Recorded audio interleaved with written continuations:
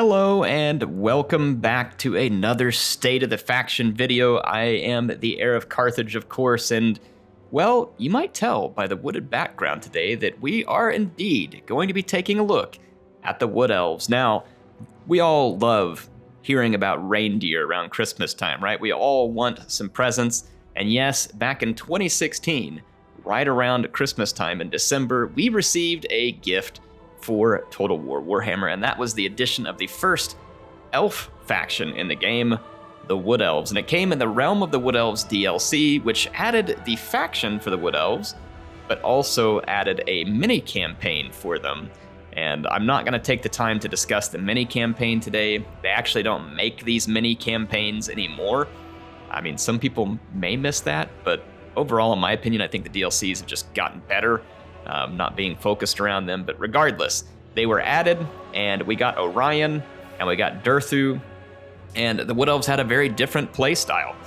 They are a glass cannon. They moved quickly. They hit hard. They had a lot of missile units. And from a campaign standpoint, they couldn't settle most places, and they were chasing Amber in order to have certain units. And, if you played as Orion, you were more focused on the elf units. If you played as Durthu, you were more focused on the tree spirit units. It was okay. This was game one. It wasn't too bad. But, it did feel lacking. Like you couldn't just get out and conquer the world and kind of do what you wanted as the Wood Elves. So they were there, and they fit in the relative mix that we had in game one. That was it. That was the Wood Elves, and they stayed that way for many years. Again, up until last year. And last year, we got this trailer, which brought us some life to the woods again. In fact, it allows you to even heal the woods. So new mechanics were added, and a new legendary lord. In fact, two legendary lords came. One as part of the DLC, and then one was free content for people who already own the Realm of the Wood Elves. We got the Sisters of Twilight, which was a cool dual lord. And we also got the Dryka added to it, which was an interesting lord. Now, of course, they came out alongside Disgusting Throt, who, well, the Skaven will be a whole other discussion, so we'll get to them. But yes, we got the Twisted and the Twilight DLC, and boy, did it change things for the Wood Elves. The Wood Elves were in bad shape. Once again, we had a faction from game one that was dwindling, near unplayable, and basically irrelevant on the Mortal Empires campaign, and CA came to the rescue, or at least we hope so, because we're going to take a look at it, and attempted to make this faction Game 2 worthy, attempted to make them playable again and exciting, give people a reason to come back, like Ariel here, the massive legendary hero that got added.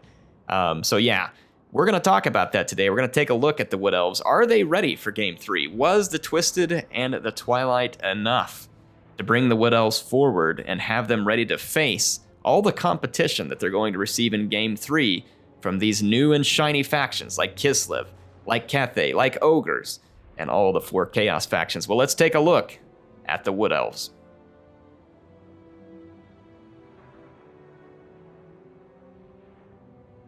Let's take a look at the Wood Elves. Do they have unique starts? Do they have unique faction mechanics?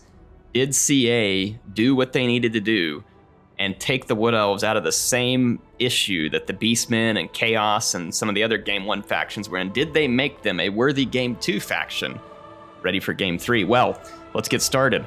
Unique starts. Let's take a look at those first. So, Talzin, Orion's faction, starts in the southern part of the Woods of Athaloran. Durthu starts on the north end of it. This is not terribly unique, and considering that CA added all these different forests to the map, it's not great that they both start right here in Athaloran. There could be lore reasons for this, though, where they didn't want to decouple Durthu and Orion from the Athaloran forest. I don't know. Not a huge deal. They are unique starts. They do each have their own unique faction, and each of these factions is different in the sense that you get Wild Hunt events with Orion, and their benefits are really focused on cavalry, Wild Riders, and Stag Knights, whereas Durthu is all focused on forest spirit units. He gets cheaper upkeep for him, and he gets branch rates for cheaper. He's immune to attrition of all sorts, so they're still very different in the way that Orion and Durthu play. Like these are not a real similar feel into how you would be using the Wood Elves as a faction. So that's Orion and Durthu. Now, if we go and get on the Sisters of Twilight, the Sisters of Twilight have a Witchwood start in Nagaron, which puts them right in the middle of the action between Malekith and Marathi and the Skaven and the Tomb Kings and everything else that's going on over there. I think there's Savage Orc tribes. There is a lot of fights going on around the Sisters of Twilight. They are a very fun campaign. I played one of these all the way through on my channel, and it really confirmed to me that CA did make some excellent changes to the Wood Elves campaign. Now, the Forge of Daith was admittedly pretty lame, and it was the unique mechanic that came to the Wood Elves, or to specifically the Sisters of Twilight. And it was pretty lame compared to, say, like Throt or Ikit Claw or the others, because the effects on the units were just weak, and there wasn't a whole lot of, the way it interacted wasn't good. People gave CA that feedback. CA made updates to it. The Forge of Daith is now much better. It's still not, going to blow your mind in terms of mechanics, but it's acceptable. They added it. It gives the Sisters of Twilight something unique that made them feel like a special DLC faction that was coming late into the Game 2 development phase. So Sisters of Twilight, really fun. They're actually my favorite Legendary Lord pick for the Wood Elves now. I love the fact that they have 2 different ammo types, so they can be good against single entities and multiples. This makes them very flexible and fun. The access to Keth and Har is really cool as well, and then you can go after Coital, and then of course you got Ariel as a special hero. Just really cool stuff that came in for the Wood Elves that made them feel totally different and totally revamped. As far as what the Sisters army focuses on, it's really focused on missile units and flyers, specifically Hawk Riders. They get this volley of Kurnos, and it's like having the Arrows of Kurnos ability on however many Hawk Riders. So if you all haven't ever booted up a campaign and recruited 19 Hawk Riders with the Sisters of Twilight, you need to do it. It is hilarious. You can just delete lords when you get into it. It is absolutely hilarious. It's a must-do, at least once. This is a must-cheese. So yeah, their focus is around missile units and flying units. So it really lets you focus in on speed and range when you're playing as the Sisters of Twilight. Now, Dryka is a very interesting addition to the Wood Elves. She's very different. She actually hates Wood Elves, and she puts them under a spell called Glamoring. And so she glamours Wood Elf units. This makes them expendable and weaker than typically they are, because she doesn't like them. She's trying to drive them out of the forest. She wants the forest to be free of the Wood Elves. So she's a purist in that way towards the Forest Kin units. And she gets reduced upkeep for those Forest Kin units, and it costs her additional upkeep for having these elves because she has to keep them glamored. She does get to start with Amber, which is nice because right off the bat, it gives her access to some deep technology tree upgrades that normally take a little longer, because normally you only get Amber from healing a forest. And we'll talk more about that here soon, because that's a new mechanic they added. Well, I'll load up something on the campaign map and I'll show it to you. But anyway, Dryka, very unique, different feel to her, right? She's going to play totally different than the other elf factions as well. So you've got some very unique play styles here for the 4 Elven Legendary Lords or the Wood Elves. I like it. I think this is great options and selections. As far as the starts go, not a lot of difference between Durthu and Orion, but definitely very unique for the Sisters of Twilight and for Dryka. Dryka starts out very near the Vampire Counts and the Empire, and there's Skaven around. I believe there is also, well, I don't know about Skaven, but Greenskins. The Skaven aren't too far off. So you're going to be running into, also when the Chaos Invasion comes, it's going to be headed right towards you as Dryka. So you're definitely going to get some interesting battles going as Dryka. Anyway, that's the Mortal Empire's look. Of course, in the Eye of the Vortex, as per standard, standard procedure here, the Wood Elves' new DLC lords ended up into the Vortex campaign. So this is good. They have a Vortex start. It is still in the Witchwood, and it is very fun. I played the Vortex campaign, and I think it was great. And now you've got another option in there, and we're seeing that, how these Game 1 factions would end up with representatives in the Vortex campaign. It's really fun, too, because they don't just do the same old generic stuff that the Game 2 factions are doing, trying to control the Vortex. They had their own different story, and CA made it very fun. All right, so let's move on over and check out the campaign start. So I'm going to go load up a campaign start for Orion, and let's see what these new mechanics offer. Okay, here we are on the campaign map, so let's take a look at those special features. I loaded in Orion instead of the Sisters or Dryka. We know that those two have even more unique features, and so they're even more ready for Game 3, right? So I came to the lesser one here with Orion. He doesn't have the Forge of Daith or the ability to recruit those special units like Dryka does. So are they good enough? Are they ready for Game 3? Well, Amber has been reworked. If you take a look around on your map, you have green markers on forest settlements, and by taking these, you can add health points to the forest. And when we go and take a look at the map, now we'll talk about deep roots here in a minute, but I'm just taking a look at the map for now. There are forests all over the campaign map now, and you can heal all these different forests in order to earn amber. And as you earn amber, you can use it to unlock really special key technology here in the middle of the revamped tech tree for the Wood Elves, and some of them are very powerful. In terms, like, look at this, 35% ammunition. I mean, that is huge with the Wood Elves. So some of these are very powerful tech, and you get it by healing these forests. And as you heal the forest, it feels like you're a Wood Elf, right? You're putting the forest back together, you're making them stronger, you're bringing power back to them, and then you're rewarded for it. So it's a pretty cool system in terms of how that works. So really neat the way they reworked it. And so on top of the way the forest mechanic works for settling things, obviously having a forest settlement is a little different and special here. You can see the oak is its own like province. And these other places, they're part of the forest. You can go grab them and you can use them to help heal the forest while you control them.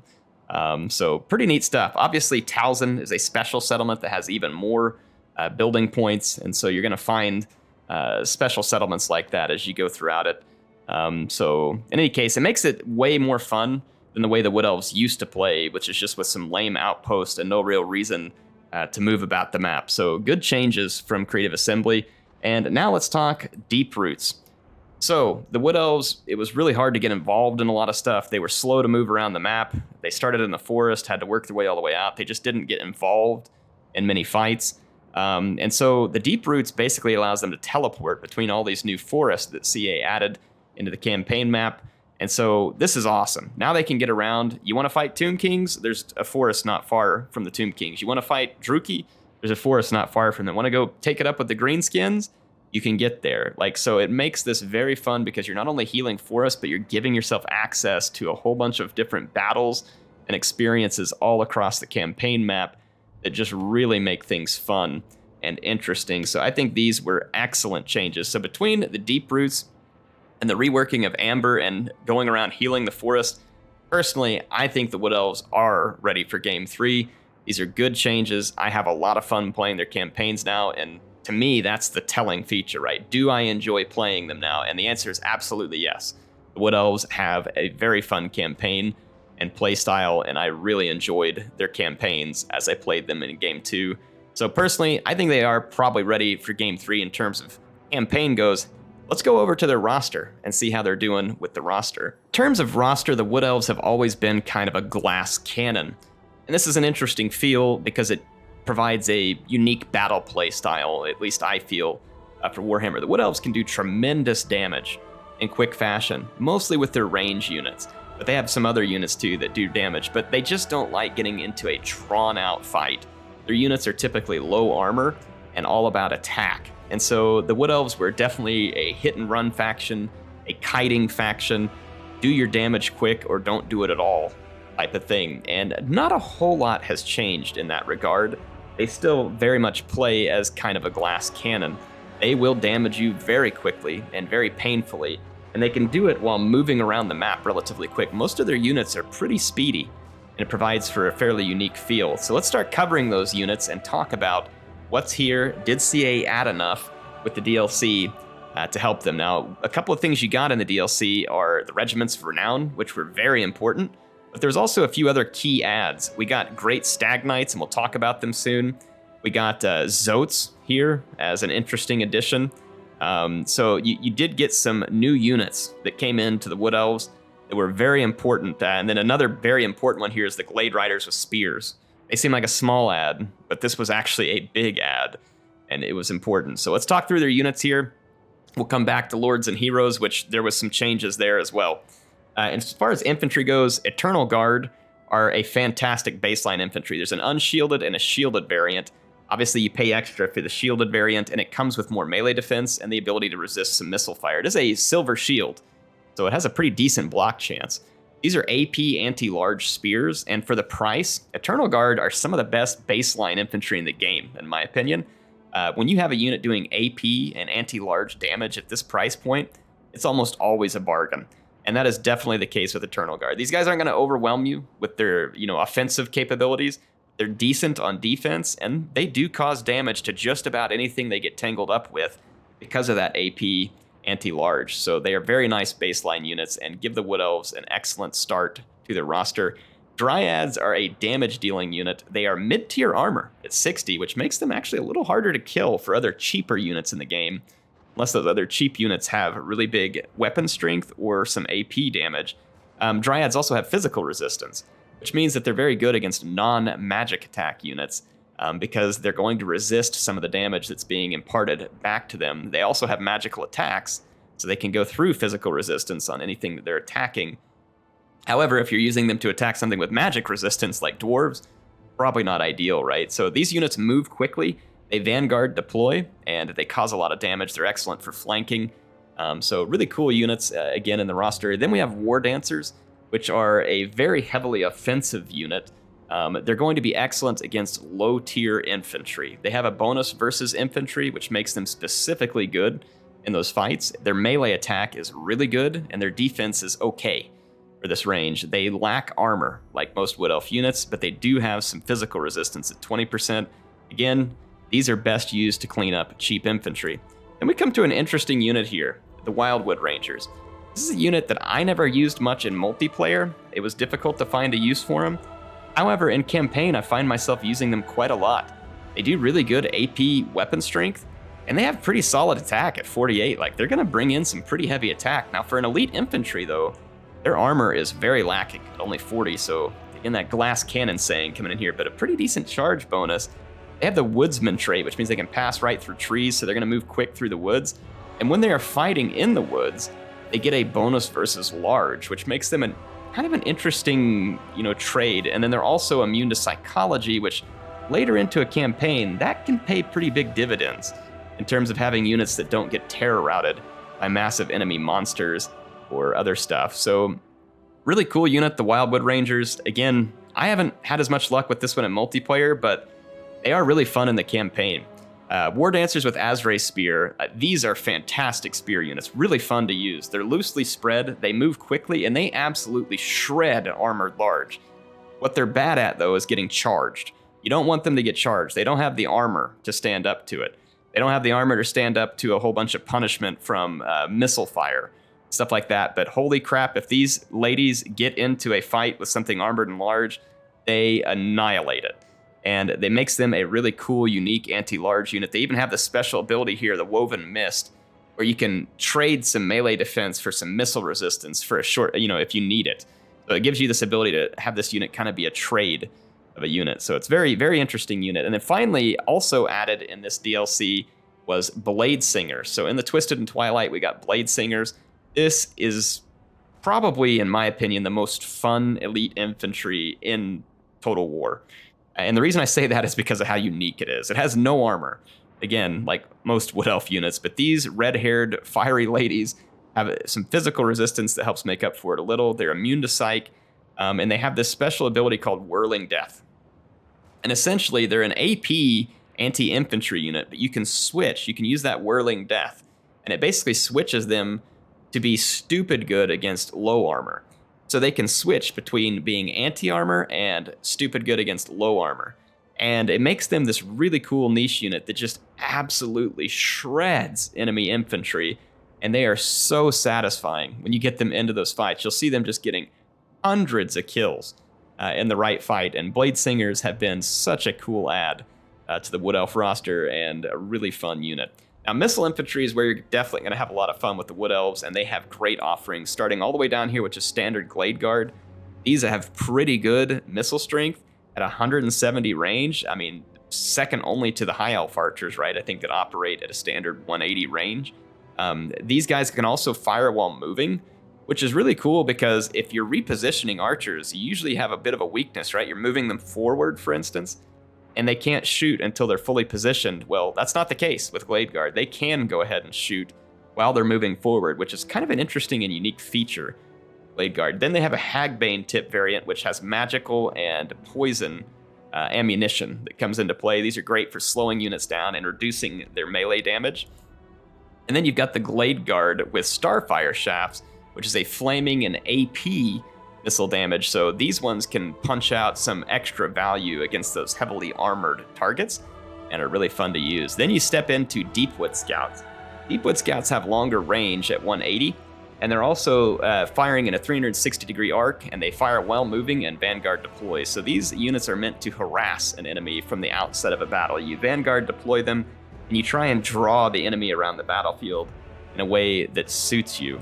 Then you have the Swift, well, this always tongue-ties me, the Swift Shiver Shard variant of the Deepwood Scouts. This is a magical attack, much higher damage missile, but you pay for it in range.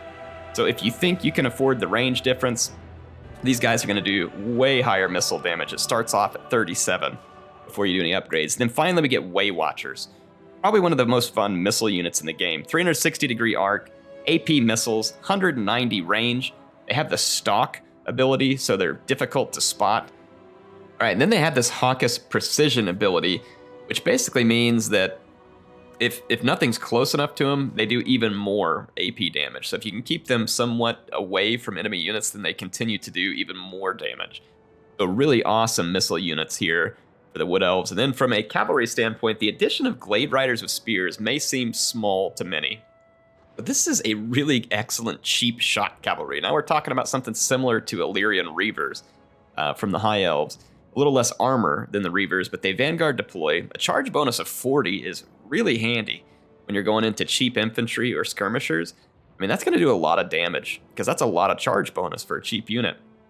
Their melee stats aren't going to blow your mind, but you know, for this price range, the Wood Elves finally have a cavalry option that doesn't cost over 1,000.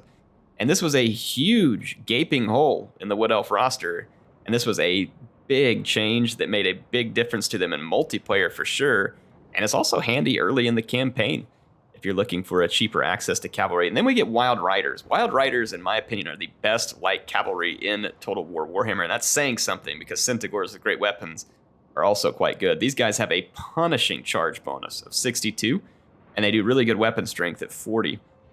Again, their melee stats aren't going to blow your mind because they're a light cavalry, but they do a lot of damage. And then they also have Frenzy on top of that, which means that while this is active, so essentially as long as their leadership's above half, they're going to be dishing out extra damage and be immune to psychology while they do it. So I love Wild Riders, excellent light cavalry unit. Then you got the Wild Rider with Shield variant, which is essentially the same thing, but with a missile block chance. And then they added Great Stag Knights.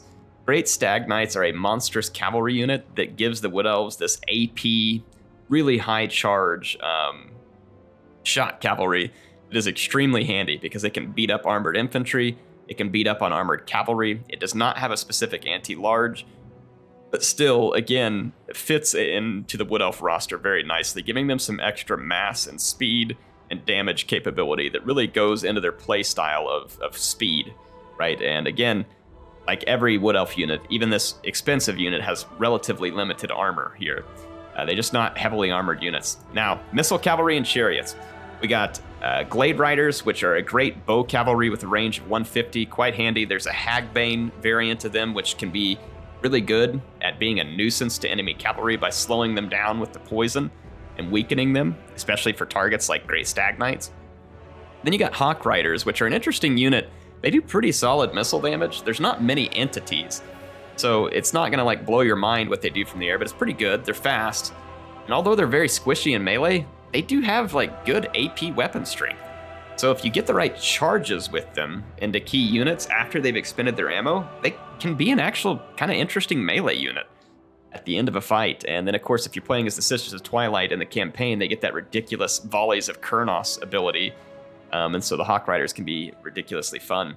And this very unique unit here, Sisters of the Thorn.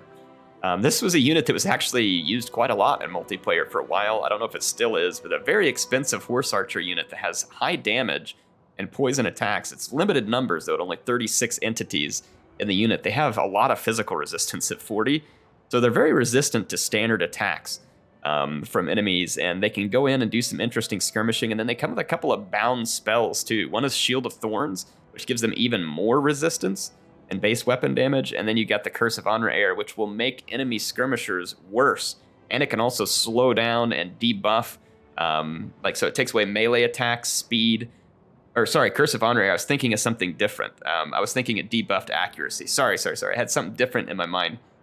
The Curse of Honor Air here is going to take away melee attack, speed, and defense, and so that melee attack and speed and defense debuff makes this really good at controlling enemy cavalry and weakening it, or just other key units when you need to. So you couple that with the poison missiles, and this becomes a very interesting specialty unit, the Sisters of the Thorn. So a really cool addition to the unit roster. Then you've got in the Monsters and Beast a really nice selection here. Great Eagles do a ton of damage on a high charge with almost no armor. Again, glass cannon. Very fast moving with the Great Eagles, though. And in numbers, Eagles are very dangerous to most units. Like, you stack up 2 or 3 of these, they're going to do a lot of damage fast. Yeah, it's not AP per se, but they're going to get in and they're going to cause some damage, so don't underestimate Eagles. Treekin are a fantastic piece of the Wood Elf roster. You got everything as a glass cannon. Well, not Treekin. They're the opposite, right? Finally, they're your one tanky unit that you can rely on. They can sit there and take punishment. They don't dish a ton of punishment, typically, but they can sit there and take it. They are weak to fire. The trees don't like the fire, so be careful, folks. But look, missile resistance, physical resistance, immune to psychology. They can Vanguard deploy. These are some excellent units to back up a squishy Wood Elf infantry line, and they can be a pain for enemies to cut through quickly. And then you got a Tree Man, which is a nice single entity monster here that deals good AP damage, magic attacks on top of it, again with the physical resistance and missile resistance. But keep them away from the fire. The trees just don't like the fire. Always been a good piece of the Wood Elf roster. And then we get an additional unit that was added in the DLC, Zoats. Zoats are kind of like a Dragon Ogre in a lot of ways. They're AP anti-large, and they're very good at being AP anti-large. They have this special dampen, which makes units more susceptible to magic. And so pretty interesting because they do magical attacks as well. So the Zoats can get in and do some extra damage. They're mid-armor, they have good speed, but not amazing speed, and they have bound spells as well. They have Earth Blood, which is a healing spell, and Flesh to Stone, which is an armor spell. So they can make themselves stronger and heal a little for short burst. And then, of course, you have the Forest Dragon on the end of this monster offering, which the Forest Dragon is not the strongest dragon in the air, but it does have magic and poison attacks. It has breath attacks, a terror. The Forest Dragon is an excellent tool for the Wood Elves. So overall, the Wood Elf roster is looking very good now, because remember that the whole purpose of this roster is to be fast and hit hard. And they do it. And they had some gaping holes in their roster filled by the DLC units, the Glade Riders, the Blade Singers, the Zoats. These were all very important additions, and the Wood Elf roster is looking great, in my opinion, now, and it really does well what you would want it to do. But it also means that they can play slightly different than just missile kiting, right? The Wood Elves now have the ability to do stuff besides just missile kiting, and I think that was a huge change as well. Now, in terms of heroes, let's take a look at them. Waystalkers have always been here. They're a ranged unit. They can be used to pick at the enemy from range. They're quick. They're easy to conceal. They have the Arrows of Kurnos ability, which allows them to shoot missiles across the map and damage key units. And then they can buff nearby missile units with extra base missile damage, 10% extra. They also have the Hawkish Precision, like the Way Watchers. So a fun unit. It's a hybrid melee, and it's like a duelist unit with a bow. Right? They're not going to blow your mind in melee, but they're pretty decent. They're not going to just die super easy either. And they've got good range, and they can be irritating as they're difficult to see. Now, then we also got the Glade Cap. The addition of this lady into the roster was also really cool, because now the Wood Elves have a little single entity that's AP and anti-large, kind of like a Tomb Prince, or a Prince for the High Elves. Really cool addition. They have a projectile weapon that they can use too with their bow. And it's not quite as good as the Waystalker, but again, they're a hybrid unit, and they have certain mounts that they can get as well.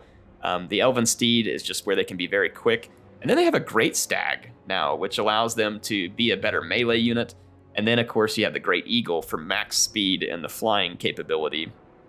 So really interesting. I really like the Glade Captain. Now, of course, when you get on the Eagle, you lose that AP anti-large damage, so be aware of that. The Eagle is not an AP anti-large unit.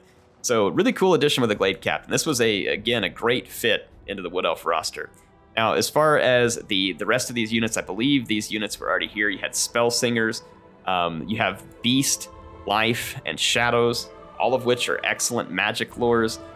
Beast is good at doing damage with Flock of Doom and summoning, typically you summon Manticores, but they summon Eagles with the Wood Elves. And then you got the Spell Singer Life. Life is good for obvious reasons. It's got a little bit of crowd control spells in it, but it's also great at healing.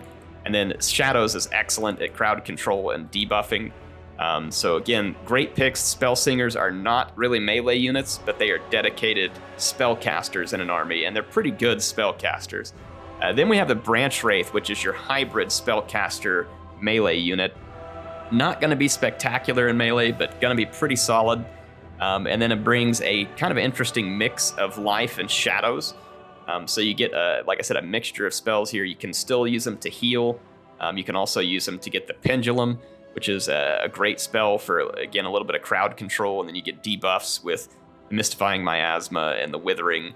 So good stuff here for the Branch Wraith. And then ultimately they added Ariel too as a legendary hero. And boy, she is an interesting one. In campaign, she is a must-have. Go get her in campaign. You do not want to do the campaign without her. She is supremely powerful. Multiplayer is a little bit different because she's very expensive, but still a very fun unit. She is good in melee. Again, not going to be dealing specific AP damage, but at 440 weapon strength, and, pretty solid melee defense, she's going to be dishing out a beating. And she has the same physical and missile resistance. She causes terror. And then she's got some interesting abilities here that stack up as well. So Ancient's Protection, so you can get a lot of extra power reserves, greater Arcane Conduit. So she can really pull in some Winds of Magic. And then her spell lore is this interesting mix of high, dark, and life. So she really reminds you of Galadriel in that scene where she's talking about being the queen, of power. She's got Soul Stealer, which can suck the life out of enemy key units. Love that spell. And then she's got Word of Pain, which is an excellent debuff. And then Tempest, which is great at controlling flying units. It's like a vortex spell that controls flying units. Then she's got Apotheosis, which does some healing for relatively cheap. And then you're going to have the Dwellers Below, which is an excellent crowd control spell. And then the Shield of Thorns, which is going to add extra physical resistance and weapon strength. So really cool abilities there. And then she's also got these 3 unique things that you can add to her here. Berry Wine, which gives her a ton of hit point restoration and brings her vigor back up to full stamina. So that's really cool. And then you got Acorns of the Oak of Ages, which is like a little explosion thing you can use to help her when she's fighting. And then the Dart of Doom, which is a magic missile. So Ariel is a really cool addition to the roster. Not many factions have a legendary hero, and the Wood Elves got one, and boy, she is awesome. So Ariel, in my opinion, is some real awesome spice into the Wood Elf roster. Now, let's finish it up with Lords. Glade Lords, both the male and female version, have long been an extremely popular pick in multiplayer, and they are still good in the campaign as well. If we take a look, there's not a ton of difference between these units. In fact, there's none from a statistical standpoint. It's these special abilities. The male Glade Lord is focused on buffing the attack of nearby units and then comes with Deadly Onslaught and Foe Seeker, whereas the female Glade Lord gets Prey of Anathrema and the Arrows of Kurnos. And this makes the female Glade Lord probably a little more popular because those missiles and the Prey of Anathrema makes things more vulnerable to missiles. But still, great basic Lord picks. They can be mounted all the way up to a Forest Dragon. So they have a lot of different mount options. Very versatile generic Lords. And then in the latest changes, they added Spell Weavers as a Lord pick, which now allows you to have a Spellcaster generic to lead your army as well. So it's like a Spell Singer, but a step up. And so the Spell Weaver, again, gets access to different mounts. You have the Elven Steed, a Unicorn, or a Great Eagle. So cool mounts. And then as far as the lores you get Beast Dark, which was not previously available to the Wood Elves, and then High Magic, which is also not previously available, and Life, which we had, and Shadows. So really cool magic lores here, and some good stuff for the Wood Elves in terms of these spell weavers. Excellent adds for generic lords. And so there's only one other generic lord, and it is the Ancient Tree Man, which is a hybrid single entity monster caster unit. When you look at the spells, it's Lore of Life that you get. So good spell lore, very nice hybrid unit here. It's basically like Dollar Store Durthu with Lore of Life instead of Lore of Beast. Now let's hit the legendary lords. Sisters of Twilight, man. I love the Sisters of Twilight. By default, they're mounted on an eagle. They're always mounted because they fly together on whatever mount it is. They have two types of ammunition that I mentioned. One is good against blob busting. The other one is good against more single type entities. They fire while moving. They're very good. Make sure you spend their ammunition. If you put them on their Kethan Har mount here, which is their dragon, they are really decent in melee as well. So it makes them a fantastic hybrid unit, albeit a little expensive, but still a fantastic hybrid unit. I love the Sisters. Really cool addition. And they got this Eagle Quiver, which is a magic missile that you can use from long range at 400. So that's their special ability that they bring. And then, of course, they have this Conjoined Destiny. If they get real low on hit points, it can restore a ton of hit points all of a sudden. So it makes them really nice unit. So Sisters of Twilight, I think, are personally my favorite lord that they've got in the Wood Elf roster. Then you got Orion, who's been improved over the years, and he's in a really good spot. This guy owns in melee. Like, he's got a ton of AP and anti-large damage when he gets into melee, and then he's got a really potent spear throw that has limited range at only 140, but it does some serious damage if you can't keep this guy from throwing it, especially at large targets. So you don't want to underestimate his ability to skirmish from near range. He doesn't have much armor, but he does have a lot of physical resistance. He does cause terror as well. He can Vanguard deploy with his troops, and he has a special horn ability that can increase the charge of everything map-wide. Now, most Wood Elf units don't actually have a lot of charge, but their cavalry does. And so he can make for some pretty brutal cavalry charges if you were to time it right. And then he has this Cloak of Isha, which, again, if his hit points get down really low, it starts to heal him and give him damage resistance. It just makes him very difficult to finish off. Couple that with this ability, he's got this Hawk Talon, like bombardment ability, and then the Hounds of Orion makes him decent at blob busting as well. So Orion has always been a cool lord, and with some of the updates, I think he's in a pretty good place. Dryka is actually a fairly popular pick, or at least was in multiplayer right after the release of the DLC. She's a decent melee specialist, and the buffs that she brings for Dryads, she can even summon a unit of Dryads. It makes her a really interesting pick. She gets that Lore of Shadows, which is a great spell lore. Couple that with being able to summon a Dryad and being, decent speed and decent melee capability. It made her a fairly popular pick. She's fun to play. She's unique in terms of Wood Elf lords. And then we got Durthu, who's always been a popular pick for the Wood Elves. He is a tank. He's a giant tree tank with a ton of armor. He's like an exception to the Wood Elf rule. He has a ton of armor. And he's got some really cool abilities. This Lamentation of Despairs is a painful magic missile ability that he can use to do a lot of damage. He's got this special ability, the Sword of Daith, which is a really good, like, when you start, you have to pile in all these units to try and kill Durthu. And then between Flock of Doom and Sword of Daith, he's killing you. And so these are direct damage abilities. He can couple it with Flock of Doom, which again is a direct damage. So Durthu is not only a tank, he's also a hit point pit. He can steal all your hit points. And so it makes him a very unique character. Lore of Beast is a great lore and makes Durthu very fun because he's very good in melee and he's also very good with magic. That's it, folks. That's the Wood Elf roster. And honestly, in my opinion, it's a good one. I think the Wood Elves are in a good place. They were in a terrible place. They were not in a good place, probably akin to where we saw Chaos, but that is no longer the case. I think the Wood Elves are good to go for Game 3, and hopefully we'll see some additions to them and all the other factions in Game 3 as well. I'm kind of hoping that CA goes ahead and adds just a little bit more to all these factions in Game 3, but don't get me wrong. These folks are in good shape. I think they're ready for Game 3. They're competitive. They've got a fun roster that's effective in both campaign and multiplayer, and they're a very fun pick for skilled multiplayer players who like to test their micromanagement and their ability to play kind of fast and hard-hitting. And then in campaign, they are just such a fun, different feel. Missiles are so strong, and you've got so many magic options.